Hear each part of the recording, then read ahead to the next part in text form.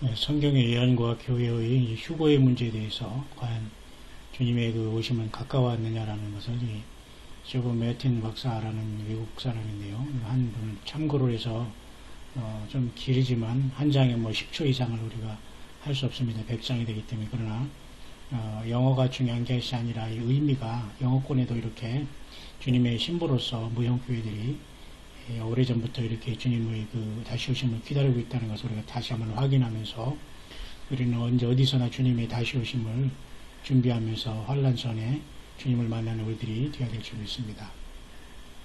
여기 우리가 이런 걸 한번 가정해 봅시다. 어느 날 우리가 성경에 뉴스에 이러한 아주 그 놀랄만한 호해가 나타났다고 한번 보겠습니다. 이런 식으로 어떤 아침 뉴스에 뭐 수백만 명이 이렇게 사라졌다 하면서 어떤 큰 재앙이 지구를 아주 덮쳤다고 하면서 막 무덤들이 열리고 막 이렇게 죽은 사람들이 막 사라지고 말이에요. 수백 명의 사람들이 사라지고 경찰들조차도 이러한 어떤 폭동을 도대체 뭐 통제할 수 없는 상황이 됐고 말이죠. 많은 그 운전기사들이 사라져 가셔서 모든 막 교통이 혼란이 나고 말이죠. 막 모든 게 공황 상태가 되고 테러가 막 이제 일어난다고 한번 이런 엄청난 뉴스가 순식간에 한번 나타났다고 한번 가정해 봅시다.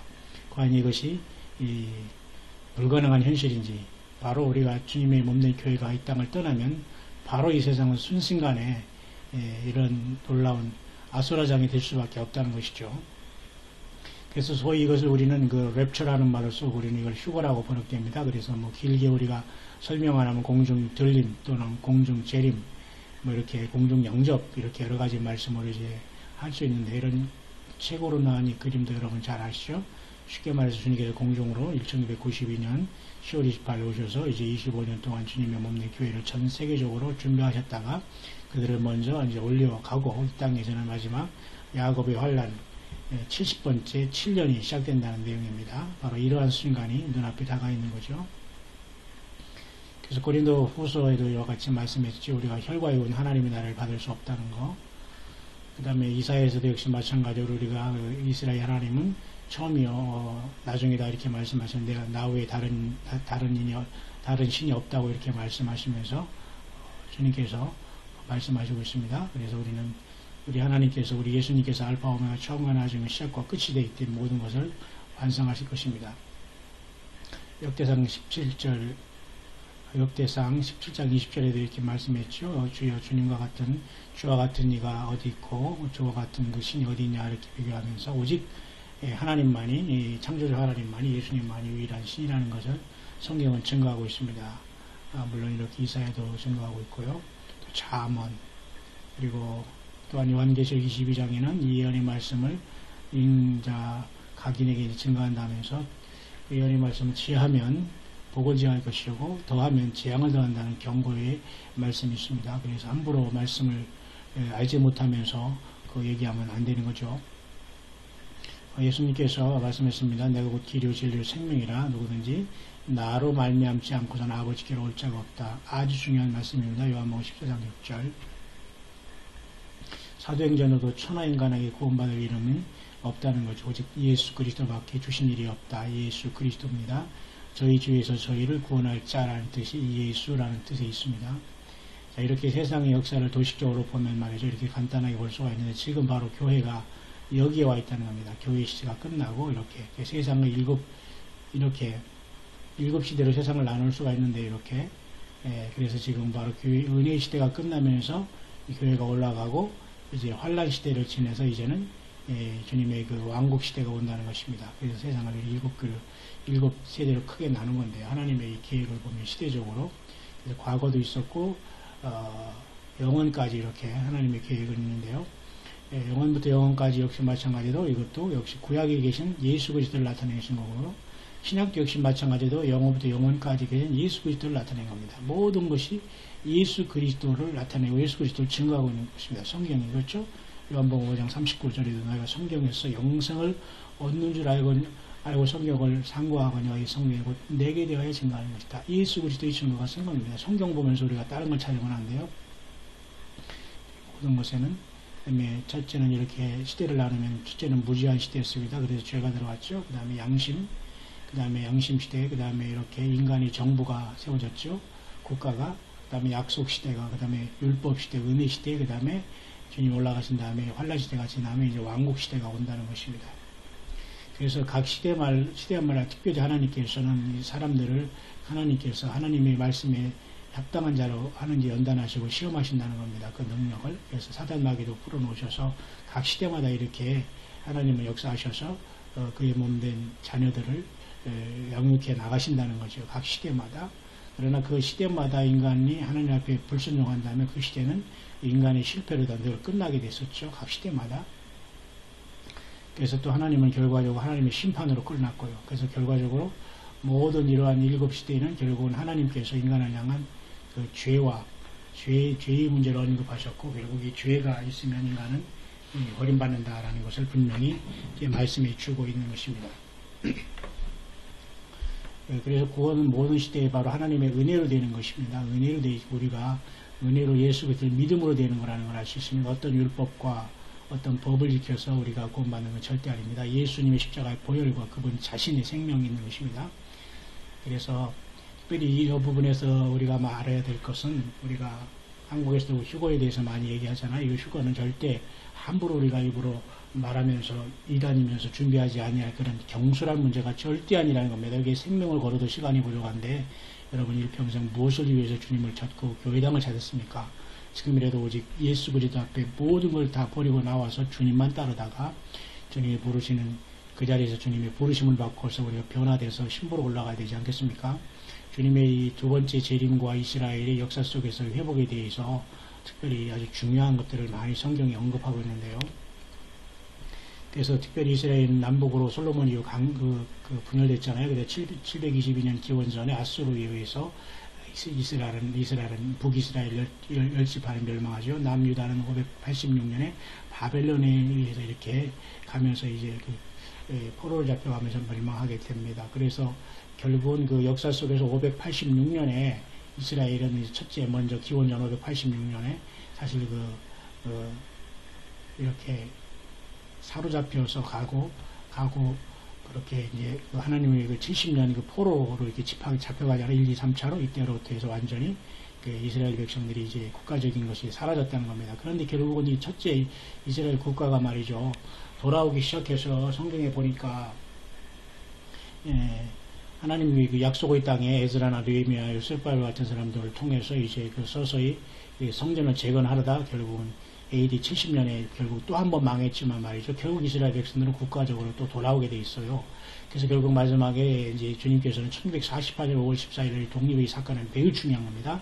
AD 70년에도 로마의 티토에 의해서 멸망당한 다음에 1900년 동안 유리 방어하던 이스라엘 백성들에게 그 발포화 선언을 통해서 영국이 그 식민지를 지배하기 시작함으로써 이 1948년 결국은 그 나라를 5월 14일 독립한다는 사건이 무화과 나무가 열매를 맺으며 물관 채관이 열리면서 무화과 나무가 연하여지고 가지가 연하여지고 그 열매를 맺은 그 사건을 이스라엘이 독립으로 본 것입니다. 그래서 성경은 과연 예수님의 그 재림을 나타내주고 있는가 말입니다. 당연하죠. 구약에서도 말이죠. 주님께서 여러 번 오셔서 말씀하셨고, 특별히 그 이스라엘 백성들이 다시 고토에 돌아온다는 것을 이사야 선지자를 통해서 여러 번 말씀하시며 하나님은 반드시 내 백성을 모으겠다는 것이죠. 그래서 그러나 주님께서 이제 어떤 현상이 주님이 이 땅에 오실 때에 어떤 현상이 나타나느냐 할 때 큰 지진이 나타나고 말이죠. 그 전쟁이 많이 증가하고 기근, 지진, 역병 이러한 거짓 선지자들이 많이 나타나고요. 거짓 그리스도인도 많이 나타나서 말이죠. 예수를 팔아서 자기 영광을 치는 이러한 이상한 사람들도 많이 등장해 있는 상태죠, 여러분. 그렇습니다. 그래서 거짓 기적과 능력이 나타나서 많은 사람을 속이게 되고 말이에요. 지진도 이렇게 수없이 많이 증가하고 있습니다. 이렇게 사이트를 보라는 얘기인데요. 그렇기 때문에 이런 모든 것들을 보면서 이제 과연 이제 2000년 동안 이제 우리가 뭐가 또 증거했느냐 말입니다. 이게 마귀, 귀신 섬기는 것들이 증가하고 있습니다. 그래서 복술 이런 것들, 이제 이 복술이라고 성경에 나왔거든요. 이 복술과 살인을 해결하지 않는다는 거, 복술이라는 건 소설이라는 건데 이것이 바로 어떤 약물이라든가 어떤 그죠? 매직 같은 거 이런 거, 그 다음에 어떤 마술, 소설이 이게 다 그런 것들이 이게 사탄 마귀가 쓰는 도구거든요. 이런 것들을 인간들이 회개하지 않아요. 그래 애들이 더 부모를 계속 불순종하는 세월, 그 다음에 자기 자존심만 강한 세월.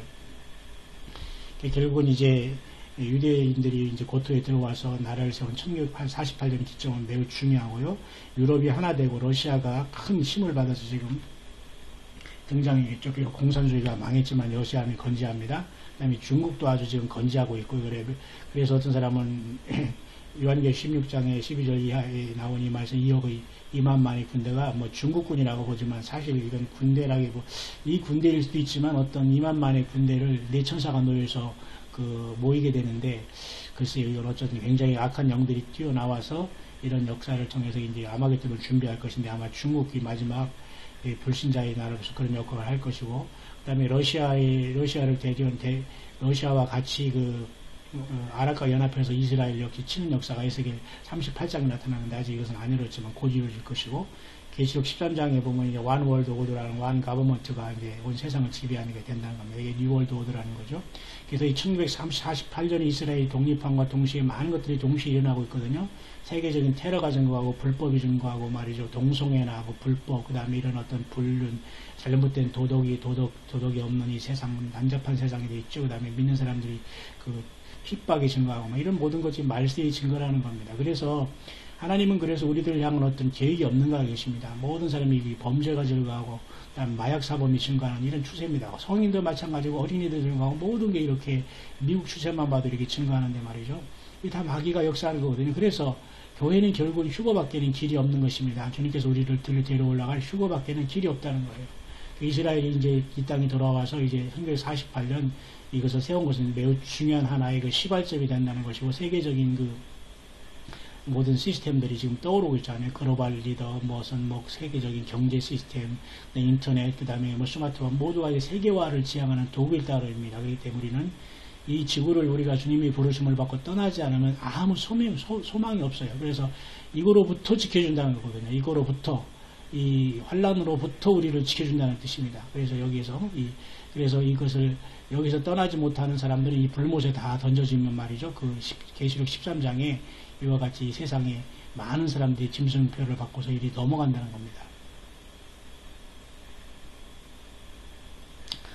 그래서 이제 이와 같이 모든 스캔 시스템이 다 준비되어 있어서 아마 이것들이 사람에게도 이제 666을 하는 이 시대가 반드시 올 것이며, 다니엘서도 사람들이 지식이 증거하고 사람들이 빨리 왕래한다고 했잖아요. 그래서 또 예수님의 줄이 재림할 때는 사람들이 이렇게 비웃는 자들이 많이 증거한다고 베드로후서도 말씀했고, 그러니까 바로 지금이 그런 시대인 것입니다.